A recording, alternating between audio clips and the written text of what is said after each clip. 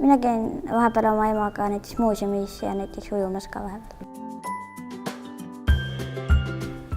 Ma saan aru, kui ema mind armastab siis, kui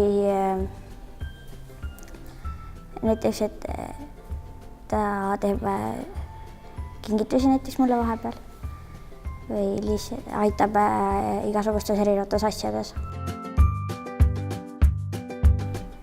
Vahepeal näiteks teeb hommikuks neile süüa. Peaks oskama koristada, süüa teha ja riidrid puhastada.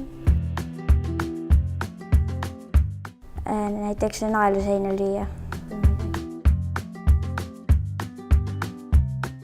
Ja lapsed peaksid aitama emas ja isas ja nendes kodutöödes.